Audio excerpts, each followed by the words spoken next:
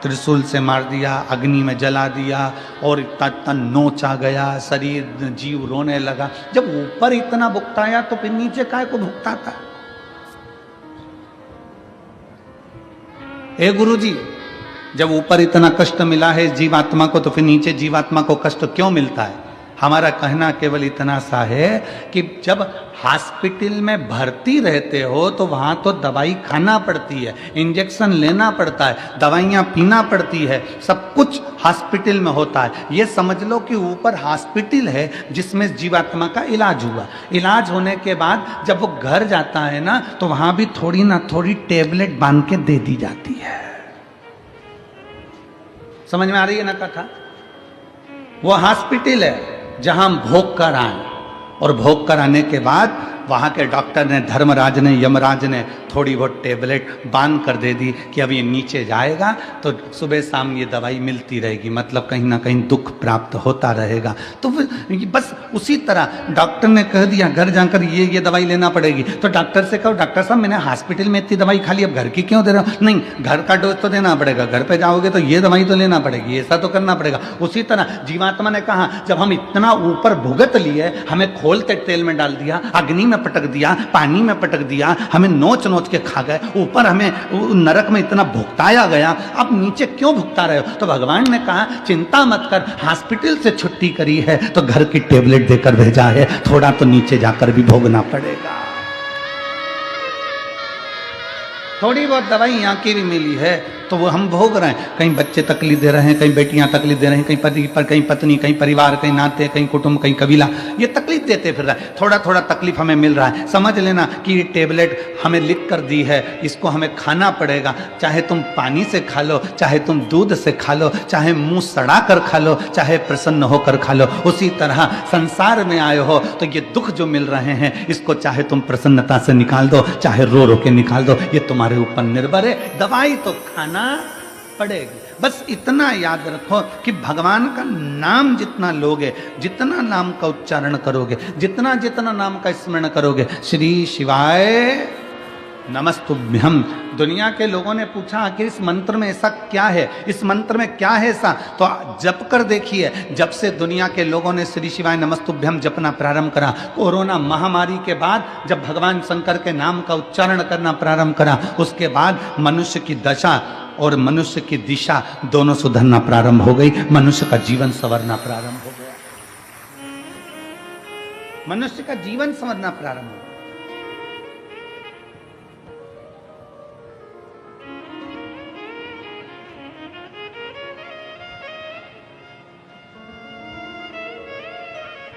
भगवान का नाम लेने से क्या होता है? तो कहा स्मरण होता है। स्मरण, नाम का स्मरण होगा तो हृदय में रमण होगा। हृदय में रमण होगा जब हमारे हृदय में भगवान के नाम का रमण होना प्रारंभ हो जाएगा। नाम का स्मरण हुआ, स्मरण से रमण हुआ, और रमण होना जब हृदय में प्रारंभ हो गया तो समझ लो दुख का मरण हो जाएगा, फिर दुख समाप्त हो गया।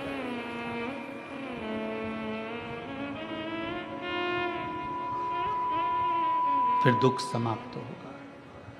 दुख का मरण ही परमात्मा के नाम का स्मरण है।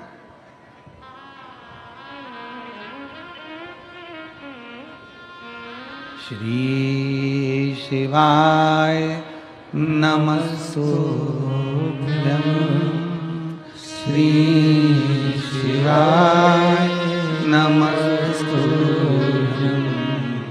श्री शिवाय नमस्तुभ्यं, श्री शिवाय नमस्तुभ्यं, श्री शिवाय नमस्तुभ्यं,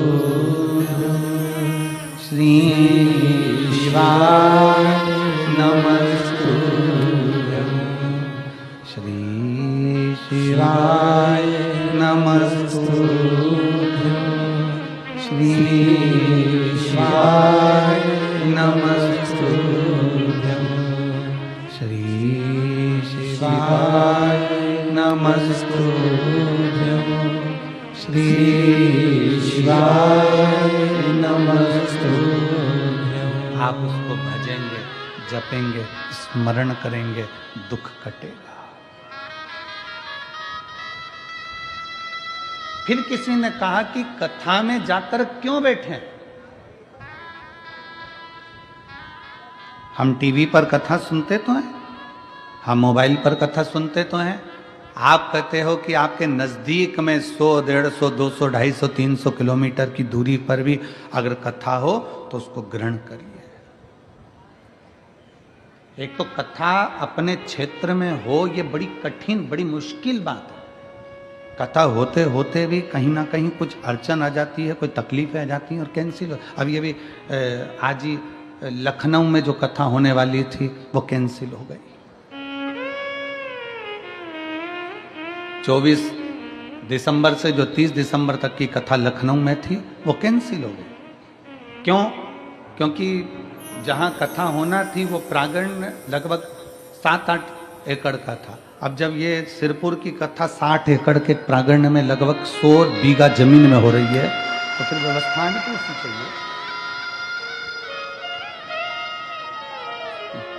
60 एकड़ का ये प्रांगण है जिसमें भक्त लोग बैठे हैं।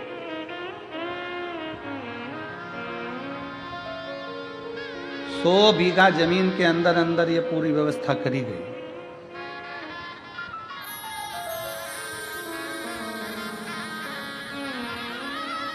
कोई पुण्य है।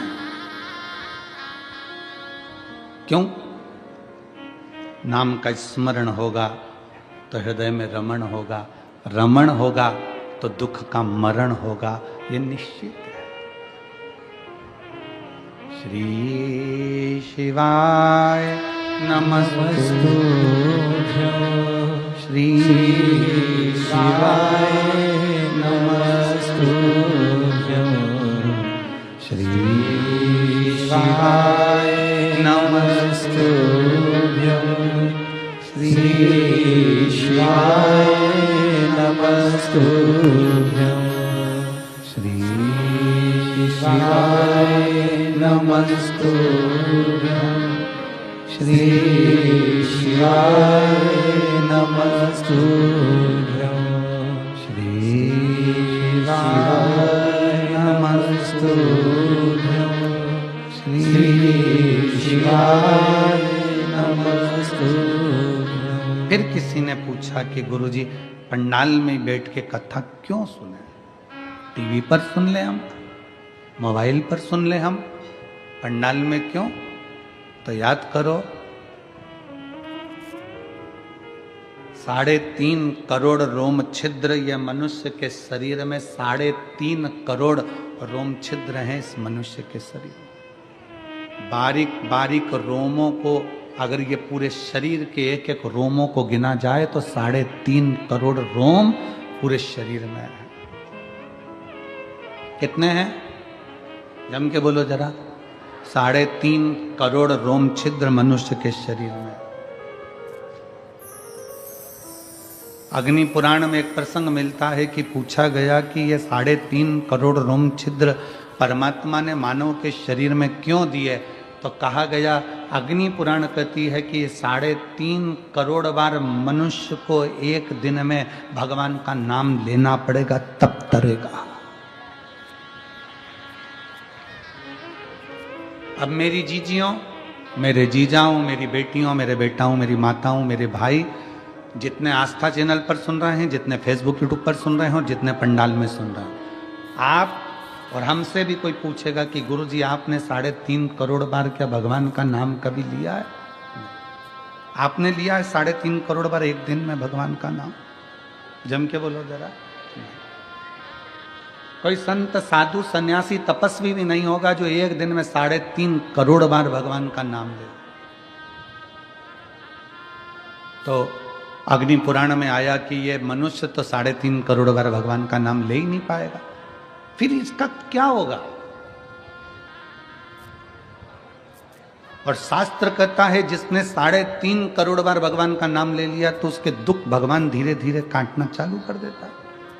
तो फिर ये 3.5 करोड़ बार बोल ही नहीं पाएगा तो इसका दुख भी नहीं कटेगा।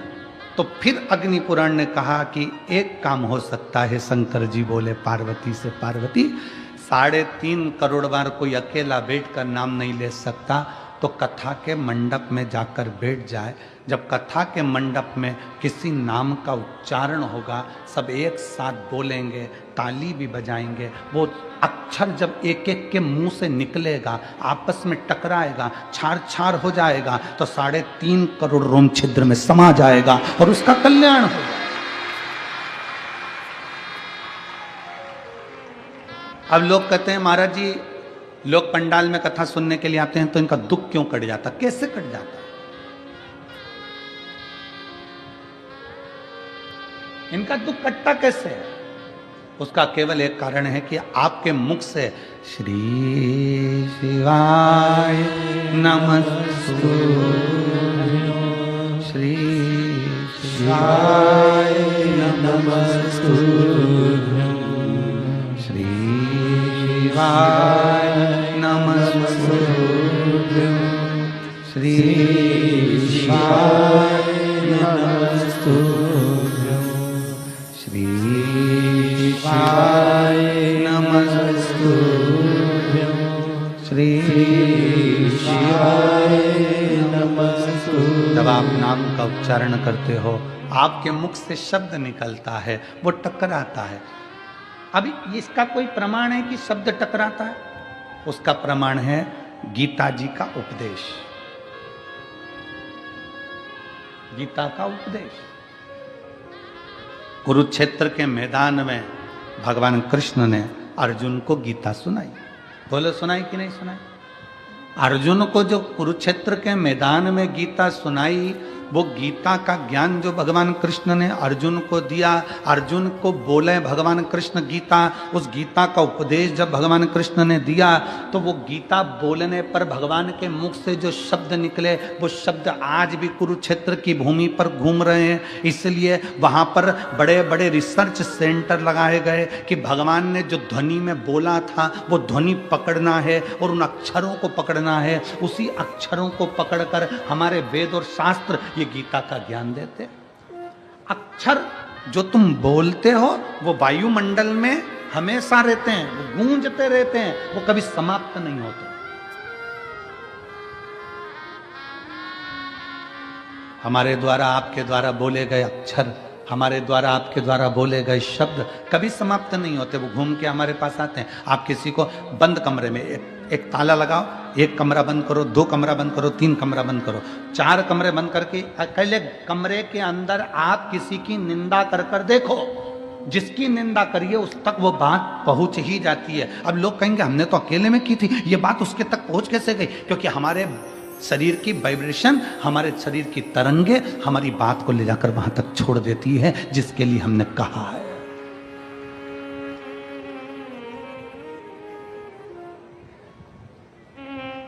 हमारे शरीर की वाइब्रेशन, हमारे शरीर की तरंगे वहां तक ले जाकर छोड़ देती है जिसके लिए हमने अपशब्द कहा। आप किसी को गाली देकर देखो, चलो जाने तो आपका कोई नौकर हो ना, आप अपने घर पे बैठ के नौकर को ही कुछ अपशब्द कह के देख ले, नौकर नहीं है वहां पर, परंतु उस नौकर को मालूम पड़ जाएगा कि मेरे सेठ के मुख में, मेरे सेठ ने मेरे लिए कुछ कहा, मेरे सेठ के दिमाग में कुछ चल रहा। हमारी वाइब्रेशन बता देती है, हमारी तरंगे बता देती है। इसलिए शिव महापुराण की कथा कहती है, अच्छा विचार करिए, अच्छा सोचिए। अगर कोई तुम्हारा दुश्मन है ना, उसके बारे में अच्छा सोचना चालू करो। एक दिन वो दुश्मन तुम्हें सुंदर माला लाकर ना दे, तुम्हारे को गुलाब का फूल लाकर ना दे, तुम्हारे लिए गुलदस्ता लाकर ना दे, तो कहना जो दुश्मन है उसके लिए भी अच्छा सोचना प्रारंभ करो, श्रेष्ठ सोच। बहू सास की दुश्मन नहीं है, सास बहू की दुश्मन नहीं है।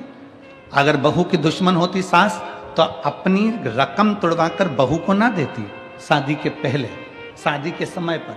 अगर सास तुम्हारी दुश्मन होती तो 1-2 लाख रुपए शादी में खर्च नहीं करती, 5-5, 10-10 हजार की साड़ियां, लहंगा तुमको नहीं दिलाती अगर तुम्हारी दुश्मन होती तो। और बहू अगर तुम्हारी दुश्मन होती तो वो अपना घर छोड़कर तुम्हारे घर में नहीं आती तुम्हारी गुलामी करने के लिए। ना सास बहू की दुश्मन है, ना बहू सास की दुश्मन है। ये दोनों रहते रहते एक दूसरे से बोलते नहीं, अपशब्द नहीं बोलते, पर अंदर ना जाने कैसे कैसी अंटी पालते रहते हैं, अंदर की वाइब्रेशन ऐसी कर लेते हैं, मम्मी ने ऐसा कर लिया, पापा ने ऐसा कर लिया, अंदर से सोच रहे हैं, तो वो वाइब्रेशन तुम्हारी सांस तक पहुंचती है, सांस की वाइब्रेशन बहू तक पहुंचती है, और दोनों का मन मोटाव आपस में चालू हो जाता है, और एक दिन ये होता है कि घर में अलग अलग हो जाते हैं। ये हमारे शरीर की वाइब्रेशन है, ये हमारे शरीर का विचार है, ये हमारी दृष्टि।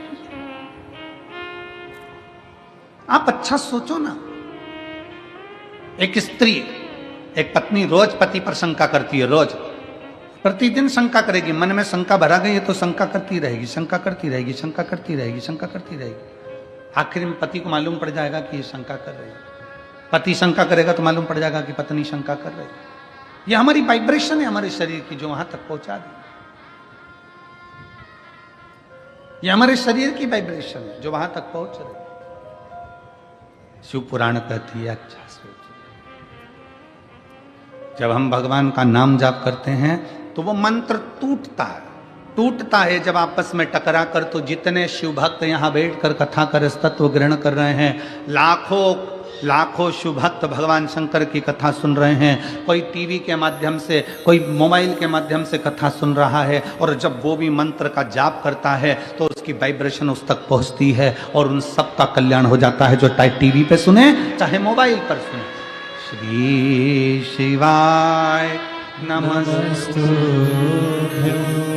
श्री शिवाय नमस्तु, सब बोलिए, श्री शिवाय नमस्तु, श्री शिवाय नमस्तु,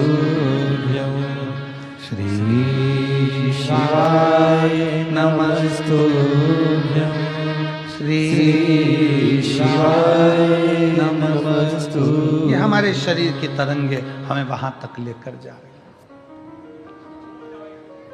हमारे भीतर की तरंगे हमें वहां तक लेकर जा रही है।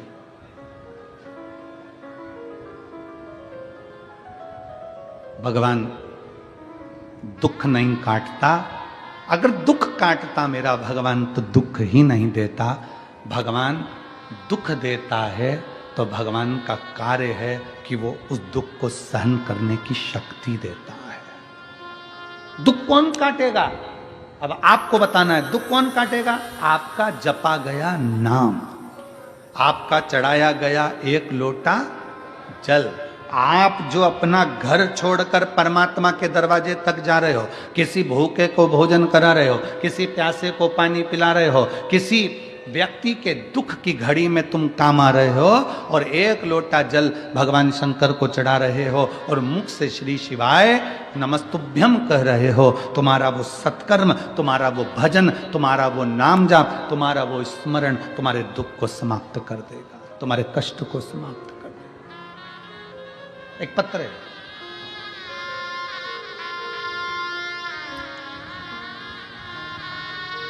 शांताराम छगन पाटिल, मुकाम पोस्ट धानोरा, तहसील चोपड़ा, जिला जलगांव। कहीं बैठे हों तो हाथ हिला सकते हैं, अगर कहीं बैठे हों तो हाथ हिला सकते हैं, और अगर बैठे हों तो साथ में अगर बाबू आया हो तो उसको लेकर भी आ सकते हैं। मेरा नाम शांताराम, पत्र को आप लोग LED पर पढ़ें, आस्था चैनल पर पढ़ें। शांताराम छगन पाटिल, मुकाम पोस्ट धानोरा, तहसील चोपड़ा, जिला जलगांव। मेरा मोबाइल नंबर ये है। मेरा लड़का हिमांशु शांताराम पाटिल, उम्र 14 साल। उसकी गर्दन इधर उधर घूम नहीं रही थी, 14 साल से उसकी गर्दन एक जगह स्टिक रहती थी, घूमती नहीं थी। हमने उसे संभाजी नगर में लेकर गए, MRI करवाई। डॉक्टर ने कहा कि उसका तुरंत ऑपरेशन करना पड़ेगा। फिर हम उसे मुंबई के लीलावती अस्पताल में लेकर गए, डॉक्टर का नाम नहीं दिखाना है। और लीलावती अस्पताल में जब लेकर गए, ऑपरेशन की तारीख आ गई 18/10/2023। ऑपरेशन की तारीख 18/10/2023 आई।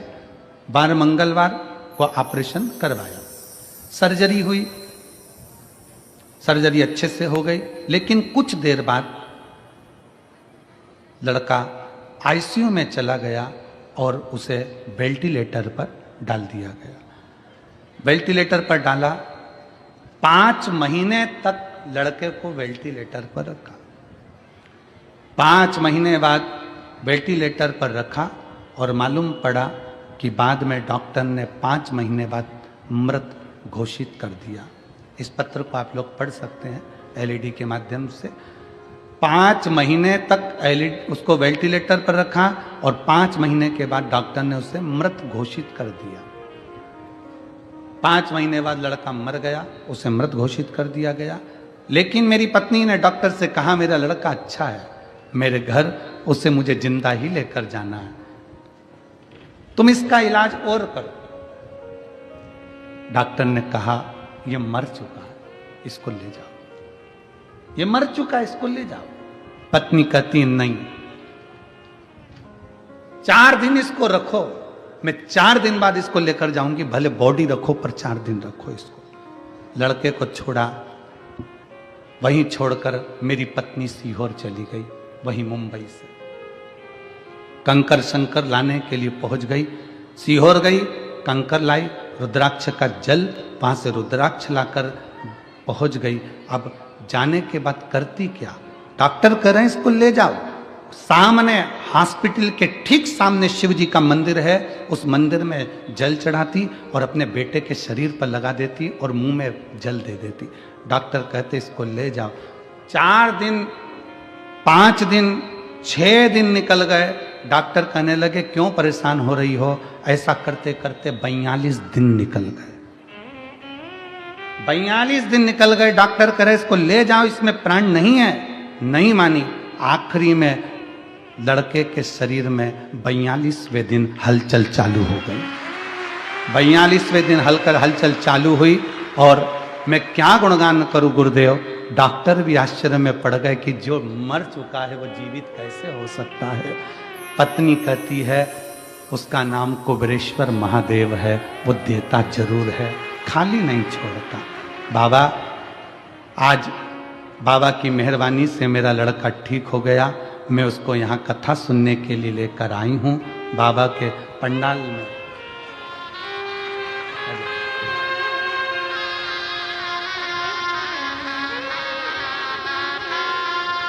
मेरे लड़के को मैं पंडाल में लेकर आई हूँ।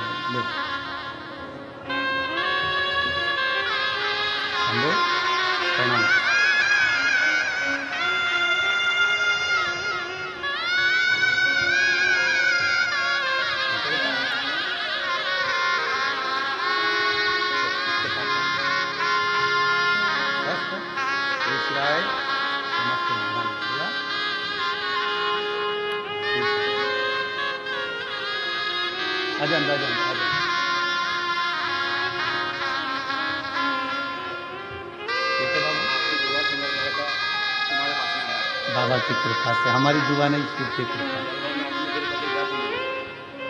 तो कह रहे हैं कि बच्चा इतना बीमार था तो मैं जलगांव की कथा में भी चले गया था और मैं नीचे से चिल्लाकर एक बेलपत्र मांग कर ले गया था।